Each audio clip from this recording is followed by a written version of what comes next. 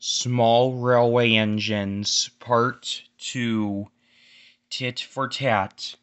The engines were being cleaned and polished for the day.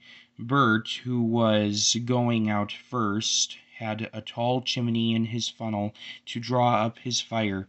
"We've got visitors today," said his driver. Rex yawned. "We have 'em every day," grunted Mike, "but these are special," said the driver. "One takes moving pictures and the other writes books, so mind you all behave." "I don't want to be a moving picture in a book," protested Bert. "I want to stay as I am." They all tried to explain, but Bert was still muddled when he went to take his train. The visitors were clergymen, one fat, the other thin. They arrived in a little car. Both had cameras. They shook hands with Bert's driver, the small controller. They shook hands with Bert's driver. "The small controller," he told them, "says you can ride with me and Bert's tender, if you like." "Thank you," they said. "May we come later, please? May we come later, please? May we come? May we come later, please? May we come later, please?" Sorry about that. "Just now the sun is shining so nicely that we want to take photographs."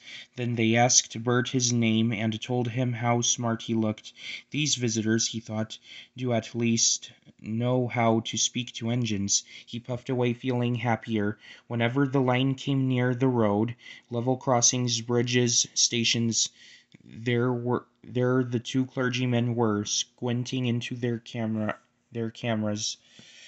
Bert found this rather upsetting. "They might wave at an engine," he complained. "They can't wave and get good pictures," said his driver, but Bert didn't understand. He thought they were being unfriendly. Poop poop. The little car shot past them once more, but Bert made no reply. They'll be at the lane next." The lane is a side road. It runs for a short distance alongside the railway. There is no fence. It had rained hard in the night. There were puddles in the lane. The thin clergyman sat in the car. The fat one waited with his camera. He took pictures, jumped in, and off they went, racing the train to the lane's end. Unluckily, just as they passed Bert, they went through a puddle. Sploosh! Muddy water splashed over Bert's boiler. "Ouch!" said Bert. But the clergymen didn't know. They were ahead and out of the car. Smiling, they waited for Bert to catch up. Bert wasn't smiling. "They did it on purpose," he snorted crossly. "They splashed me. They splashed me," Bert hissed, rolling into the last station. "Pictures indeed," he grumbled, running round his train.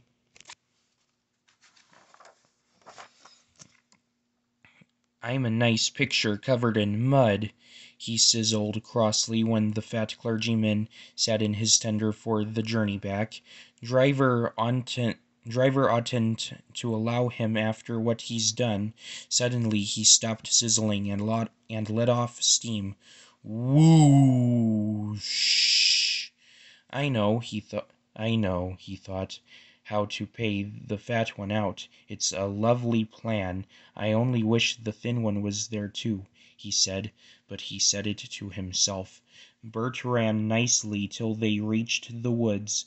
The line climbs steeply here. Bert usually rushes the hill. This time he deliberately dawdled. Come on," said his driver, giving him full speed.